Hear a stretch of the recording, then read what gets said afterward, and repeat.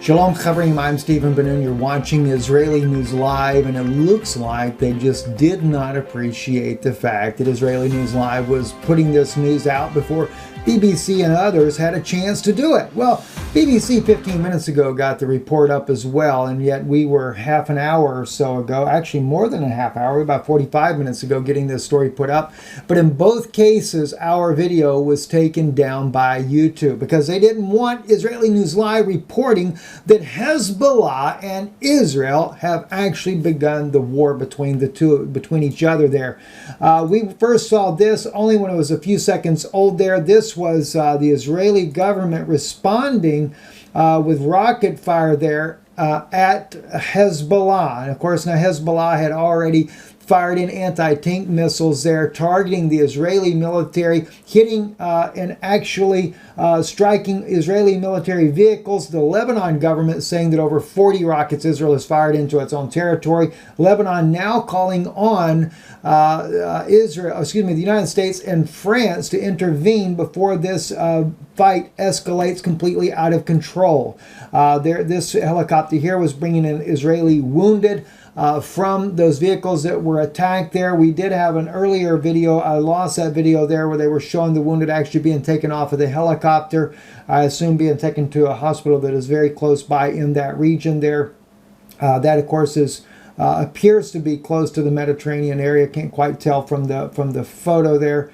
That ship's offshore, what, it's hard to tell. But at any rate there, the fighting has begun there. And of course, Breitbart News making it appear that it is Hezbollah that started it. No doubt maybe Hezbollah did in this case here. And also we know that according to this article here by Breitbart News, they were using anti-tank guided missiles at an army base, military vehicles, and again, the Israeli government did admit they were successful in striking their targets.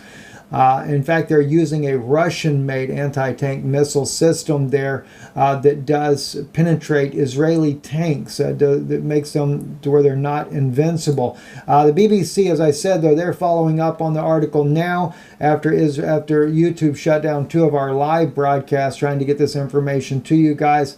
Israeli military sources confirmed that rockets were fired toward an Israeli army base and military vehicles. The Israeli army responded by attacking targets in southern Lebanon. And I guess maybe this is one of the reasons why they just are not saying much about what is going on as far as what was happening there. Not really sure. At any rate, I wanted to share with you guys too, the Pennsylvania conference. I've got to update this information. Our friends there in Pennsylvania, from what I understand, have gotten a larger facility. We have not posted the address yet, and partly my fault there, but I'm kind of glad I didn't because our friends are getting, from what I understand, they got a larger facility. We were limited to 70 seats. That booked out almost immediately the same day. And I think you're really going to be blessed on this meeting, not to mention the things that my wife will be speaking on will really be an eye-opener. But I'm going to be going deep into the Nephilim, how the Nephilim have moved forward. I've referred to this as the way of the serpent or the trail of the serpent, and I use that terminology because Yeshua himself identified amongst the Pharisees. I have to say amongst the Pharisees. Not all the Pharisees were reptilian or serpent Nephilim race there, but there were definitely a lot of them that were, because we see good men like Nicodemus and Paul, who were Pharisees that believed the message of Yeshua. But nonetheless, we have to see that Satan has brought down through time the prophecy that was in Genesis, where he's going to put, God said there would be enmity, hatred between the woman and the serpent, between her seed and his seed there. They would have 2 distinct children, 2 distinct races there. And of course, that's done by the fallen angels, the Nephilim, how they cohabitate with the women and bring in these hybrid children. And at any rate there, we looked at, if we look at the book of Enoch, it appears that they were wiped out, never to come back again. But Joshua finds a Nephilim in his day. And as he's battling against them. Then we see that little interesting statement that God makes to Abraham when he says the iniquity of the Amorites is not yet full. And yet Abraham he was in partnership with the Amorites at the time that he went to free his nephew Lot. He was in a coalition with them. But God knew that there was an iniquity coming with the Amorites that had not been yet fulfilled as of yet, and that was still laying in the future. Well, we find that iniquity comes to full fulfillment. I've shared this with you in messages when Ezra, in the book of Ezra, chapter 9, Ezra talks about the Kohanim, the priest of Israel, who were chief and intermingling the seed with the people, not the Babylonians per se, but the Hittites, Perizzites, Jebusites, Amorites included, Abraham's own coalition partners in his day. They had also, because we already know in Joshua's time, the Amorites had already intermingled with those Nephilim, according to the book of Numbers, chapter 13, last verse, in that verse 33, I believe it is. And so we have that inbreeding, because it even says the holy seed was mingled with the peoples of this land here, and it was specifically in the priesthood. Now, after they returned from Babylon, we wonder about that, because when Yeshua comes along, now he's dealing with, as Yeshua calls them, he said, "You are your father the devil." And he calls them serpents and vipers, the Hebrew Matthew, identifying them the seed of the serpent.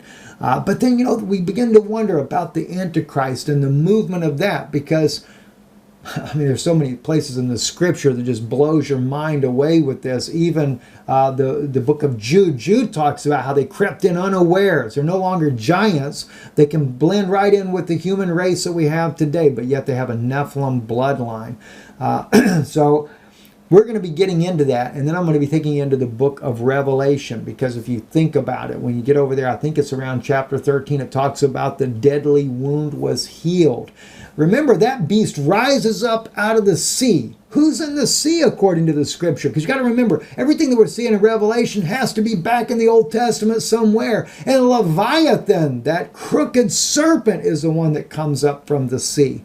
And as we know, as my wife brings out in her messages there, how that modern day Pharisaic rabbis, the Talmudic rabbis that are there, they believe in a holy serpent. They believe in a serpent Mashiach that's coming. They talk about the gematria and how they have the same value and all that type of nonsense, right? Well, yeah, that's where it rises up. And if there is a deadly wound to the head and it was healed, it had to have been wounded before. Well, if we look at Genesis, we find out that the serpent would have his head not crushed, but wounded. It's the same word used for his heel being bruised. So that head was bruised, and Christ did the bruising when he was here. But according to the book of Psalms, we find out that Jesus is coming back as the priest in the priesthood of Melchizedek at the final judgment, and this time it's not wounding the head, he crushes the head of that serpent.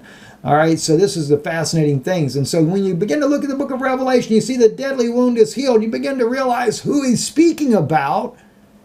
And then you have to say to yourself, well, hey, that other little beast rises up, got two horns like a lamb there. I wonder if he sits up there in the White House advising the president in a non-official capacity, who some say that he is actually the Messiah. I'm not saying that he's the guy. So do keep that in mind. I'm not saying he's the one.